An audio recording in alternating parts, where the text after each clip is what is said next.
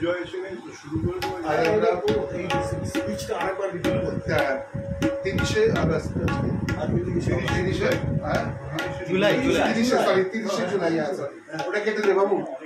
ঠিক আছে। আচ্ছা 30শে জুলাই, হ্যাঁ, তো 30শে জুলাই 2025।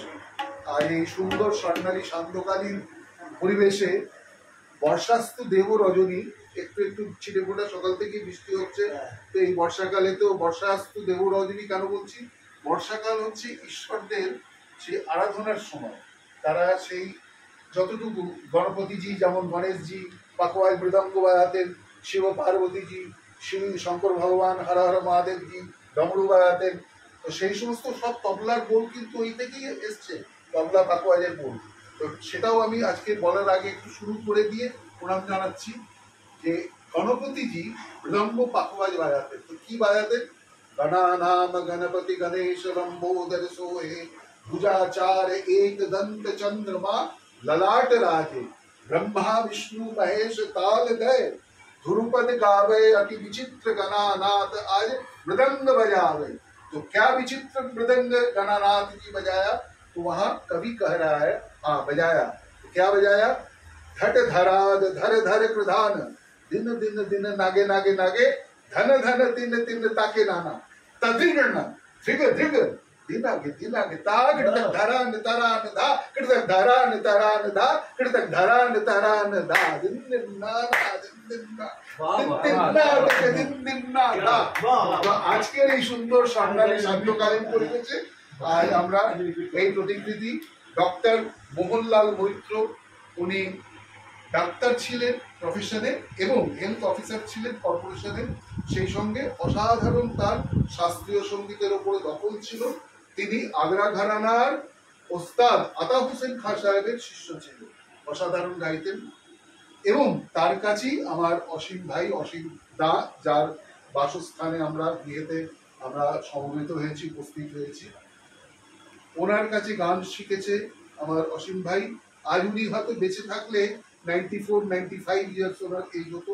যাই হোক, ওনার ছবি দেখে আমরা আপ্লুত। আর তার পাশে দেখছি জ্ঞান প্রকাশ, পণ্ডিত জ্ঞান প্রকাশ ঘোষ, যিনি জ্ঞানের ভান্ডার, যিনি একাধারে যেমন সুরকার, অসাধারণ গাইতেন, তবলার তো কথা নেই। আজ বাংলাতে যত নামি দামি সমস্ত তবলাবাদক সব ওনারই দেওয়া। এবং উনি ছিলেন ওস্তাদ মসিদ খাঁ সাহেবের শিষ্য। যে ওস্তাদ মসিদ খাঁ সাহেব কেরামতুল্লাহ খাঁ সাহেবের বাবা ছিলেন, উনি কিন্তু বাংলাতে এই তবলার প্রচারটা করেছিলেন, ওস্তাদ মসিদ খাঁ সাহেব।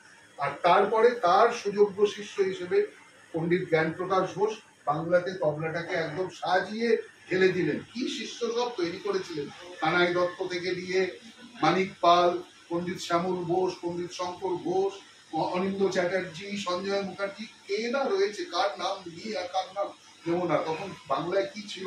অনাথনাথ বোস, যার ছেলে শ্যামল ঘোষ, গোবিন্দ ঘোষ, অমর ঘোষ, অসাধারণ তারা শিখিয়েছে। তো আজকের এই পরিবেশে আমরা তাদের প্রণাম জানিয়ে শ্রদ্ধা জানিয়ে আমরা সমবেত হয়েছি। আজকের এই প্রথম অনুষ্ঠানেতে আমার অসীম দায়ের সুযোগ্যা শিষ্যা দোলন সর্দার, যে মথুরাপুরে থাকে, তার গান দিয়ে আজকে আমাদের শ্রীগণেশ হতে চলেছে। তারপরে অসীম রয়েছেন আমার ডক্টর অমিতাভ নন্দী, তিনি উপস্থিত হয়েছেন, তিনিও গান। তো তার কণ্ঠ আমরা কয়েকটি গান শুনবো।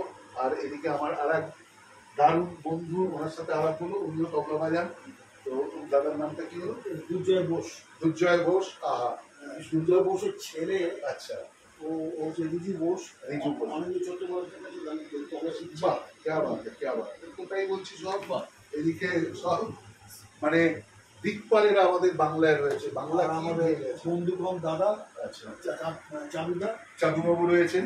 আর এদিকে অসীম বাবু, দীপক ব্যানার্জি, উনি অ্যাস্ট্রোলজি নিয়ে এই সমস্ত করেন। পরিবারের জামাই, বড় জামাই এই পরিবারের, তিনিও উপস্থিত। তো আর বিলম্ব না করে দোলনের গান দিয়ে শুরু করা। ঠিক আছে, একদম 7টায়